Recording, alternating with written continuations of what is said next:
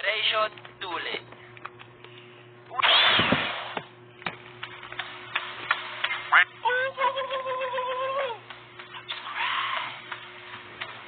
When I was a kid, I was a victim of, hindi ba tuli, supot. And there was a pain in my heart that will never fade away. Charot. Siyempre, bata pa tayo noon, di ba? Madali tayong masar, madali tayong masaktan. Tapos ngayon, pre, natuto, nasaktan, naging bato. Supot, takot magpaduli. Hindi, no. Naantay ko lang yung magandang nurse na magtutuli sa akin. Pero pag iniisip ko ngayon, potek, mga nangasar pala sa'yo, mas matanda pa sa'yo. Kadalasan repeater pa sa school. Hindi, joke lang. Peace. Pero importante nga talaga magpatuli, sabi nila, di ba? Para daw malinisan at iwas infection. Importante magpatuli para tumangkat ka daw at para na rin sa future wife mo. At ayun na nga, dahil sa pangasar na yun dati, ay naboost ang aking confidence. Sabi ko pa nga sa sarili ko, pag ako natuli, lalapitan ako ng mga girls. Lang yung content to. Nung elementary ako mga men, ay uso ang libreng tuli every bakasyon. Hindi ko alam kung meron pa ngayon pero dati may ganon. Naalala ko dati, tinawag ako ng mga auntie ko at sinabi sa akin na, Jen, may libreng patuli ngayon sa school nyo, punta na kayo. Isama mo na din tong mga pinsan mo para matuli na kayong lahat. Oo, okay. This is my chance. Magiging isang ganap na akong lalaki. Hindi ako pwedeng pumalya dito. Nakasalalay dito ang aking future. Alright, let's go! So, pumunta na kami sa libreng tuli sa school namin kasama tong mga pinsan kong mga kabado. Kuya Jen, masakit ba yung injection? Hindi yun masakit. Parang kagat lang ng langgam yun.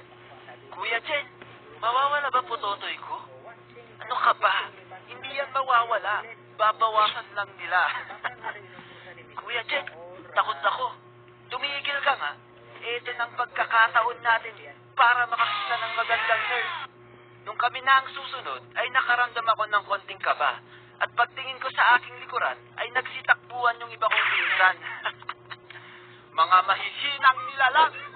Naiwan kami ng isa kong pinsan at nakita ko na siyang pinapasok sa loob ng classroom. Pagkatapos ng ilang minuto, ay lumabas siya. Oh, bakit ka pinalabas agad? Ang bilis mo naman matuli.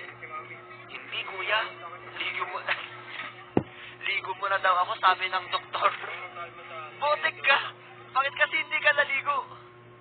Sabi kasi ng mama ko, diretsyo na ako Lumabas yung doktor at sinabi na, Ikaw, pinsan mo ba to? Opo, dok. Pakisabi nga sa nanay niya, paliguan mo na to. Ang baho-baho Hindi pigilan ko tumawa nung time na yun. At sinabi ko na lang sa pinsan ko na, uwi ka muna, ang baho mo daw. Di bali, malapit lang bahay natin. Umuwi muna yung pinsan ko at ako na yung sumunod. Next! Okay. This is Patsy. Road to becoming a great man, man. So, pinaiga ako ng doktor sa isang mahabang table. Bakit table? Siyempre, libre lang naman to. Huwag na tayo mag-expect ng social na patulian, men. Bulag tayo Nung sinimulan na ng doktor ang pagtuli, ay pinindik-pitik niya muna ang aking putotoy. Ewan ko ba kung bakit ganun? Ano yun? Para mamayin at di ko maramdaman yung tusok ng karayom? Pagtingin ko sa kanan ko, ay hinawakan ako ng isang nurse at sinabing, Hindi yan masakit. Parang kagat lang ng langgam. Talaga po ba, ma'am? Buti na lang andito kayo. And boom! Tinusok na nga ang langgam sa akin at hinuli na ako. After ko matuli, ay sinabi nung nurse na picturean daw ako. Hello, pwede ka ba naming picturean? Ay, sige po ma'am, basta ikaw. Siyempre, tuwang-tuwa ko noon sa picture na hindi ko alam na para sa documentation pala nila yun. Pwisit, shout out sa mga nurse na nagpicture sa akin. Sana meron pa sa inyo yung picture ko. Pagkatapos ng Operation Tuli, ay umuwi na ako kasama yung pinsan ko para magpagaling. Sinabi ng mama ko na magsuot ako ng palda para hindi daw masaktan ang aking putotoy. At iwasan daw ipakita sa mga girls para hindi mag-blush. Para hindi magkabatis, Ben. ko alam kung totoo yun eh. Kahit di mo ata ipakita, magkakamatis pa rin eh. Pero syempre dahil sa tayong tigasing ulo, ay tinanggal ko kaagad yung bandage na nakabalibot sa aking putotoy. Nagtawag kasi yung pinsan ko na kumuha ng bayabas sa simbahan. Jen, punta kami kuha ng bayabas. Sama ka? Sama ako? Hindi nyo ba alam nakakatuli mo lang? Ay, sayang. Madami pa naman bunga ng bayabas ngayon, di ba? Tara na. Di daw siya makakasama, oh. Nasa proseso siya ng pagiging isang tunay na lalaki. Damn! Hindi ito maaari. Kukuha sila ng bayabas.